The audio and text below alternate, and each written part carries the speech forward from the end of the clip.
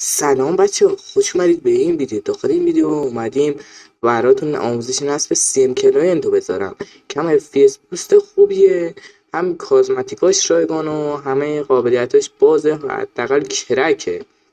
امیدوارم خوشتون بیاد. چنل رو سابسکرایب کنید و بریم ادامه ویدیو.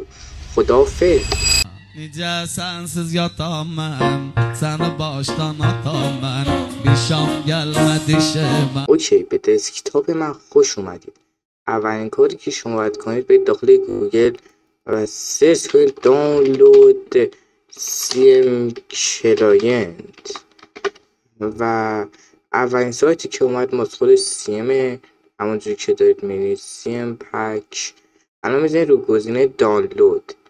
وقتی زدید رو گزینه دانلود الان باید چیزتون انتخاب کنید. اندروید داره که پشمام موجه، واقعا اندروید داره، لینوکس داره، همون مکبوک داره با ویندوز که الان موج بزنیم رو ویندوز.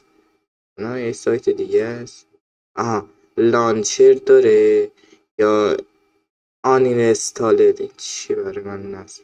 اوکی، الان به صورت زیپ هم داره که مثلا رو تی لانچر مثلا برید داخل بخش ورژن ها میذاره، ولی من اومدم لانچرش رو یاد بدم که کلا 3 تا نسخه 1.12 1.89 1.88 داره.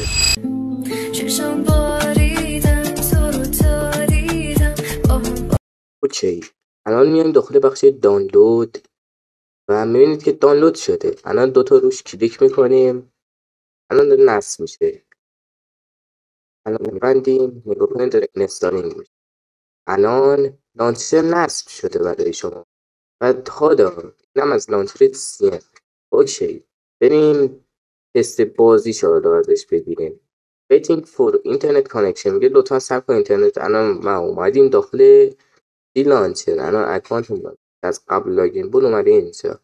حالا وایسیم تا گیم بالا بیاد میریم ازش تست بازی میگیریم. آره میام به دیدن دوباره نیومدی دلم چه بیقراره هر جا بری میام چی گیم بالا اومد هورا.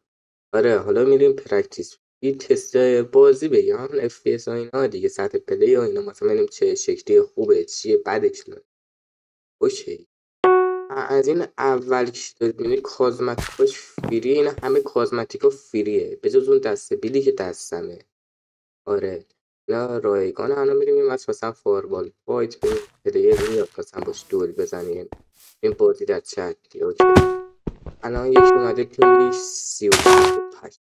این پینگو فیکس داریم. اوکی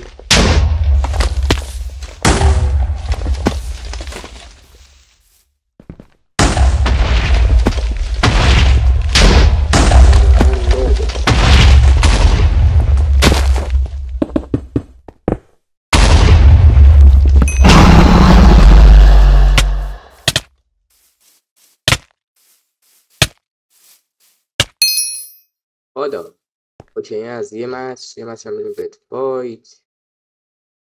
بریم بت فایت. دارم نوستک داره دیگه تورمون بخوره.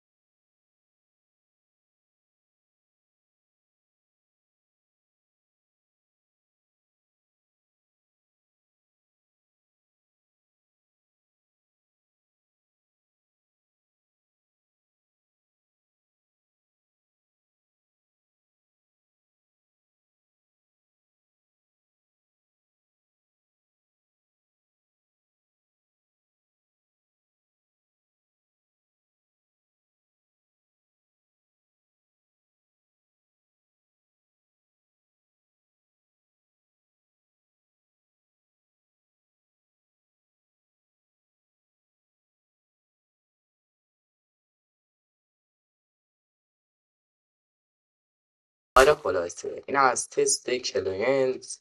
کلا در جزئیات کلاینت خوبیه. آره امیدوارم خوشتون بیاد.